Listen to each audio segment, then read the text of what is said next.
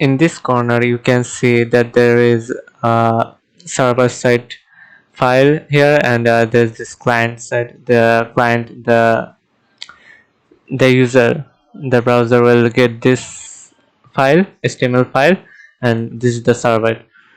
In here you can see that I have ExpressJS imported here, and then in the I have made a HTTP server and passed the express function as a parameter, and there is this express server made, and the listening port is 1500. In the x.get, it will handle the get request by the client. Here you can see that in the function here, in the shorthand function here, you can see that in the response, uh, as response of this home page will be sent a file, which is this socket. Sorry, it shouldn't be socket, it should be the uh, file that I want to send to the client. This is the file the client will get when the client listens to this 1500 port.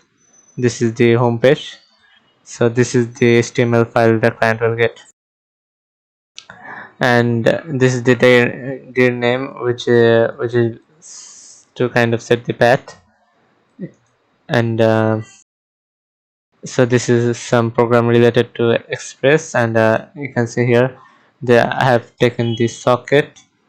If you haven't installed this socket.io module, you can go to the command prompt and say npm install socket.io, and it should be installed.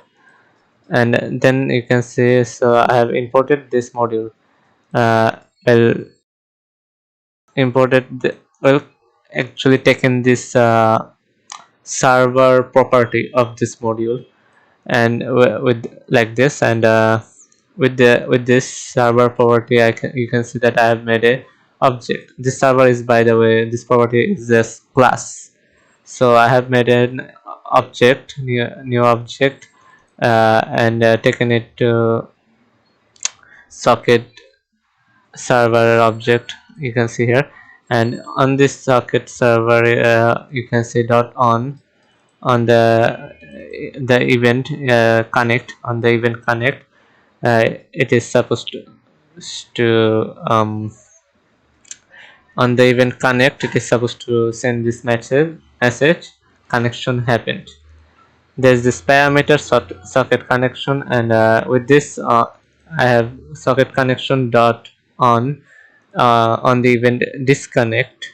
When the disconnect event happens, this function will execute, and you can see that it says disconnection happened. So when the disconnection happens, that will happen. All right.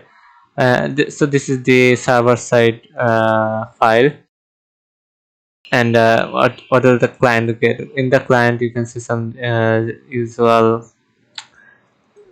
HTML, and in the body you can see that there's a little paragraph, uh, and then there's this script source, and there you can see something here, right? You can see that socket.io.js. so this is a JS file. It is being taken from the module that we have installed. So you can access this JS file of that module with this directory, with this thing, and you can see, you can also see that I have IO, and then there's this function. So I have called the IO function after doing this.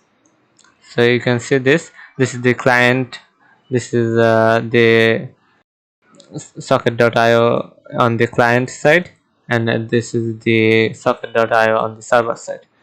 For running the server file, You can say node and write the server name and click enter, uh, which you probably know, and maybe no.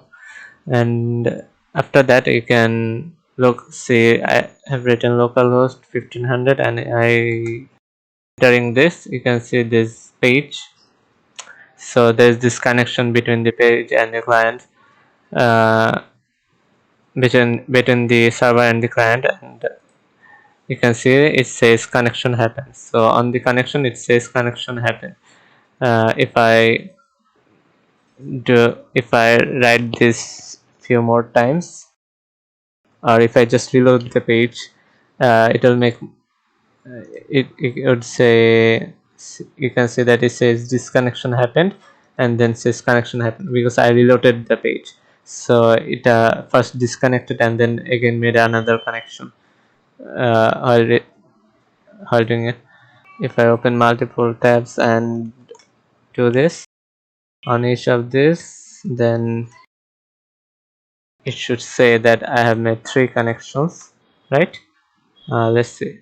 Yeah, it says connection happened 3 times. So, and disconnection would happen the same way. You can see disconnection happened 3 times. So you can see this is the server. This is with server socket.io, and connection and disconnection as can be made like this.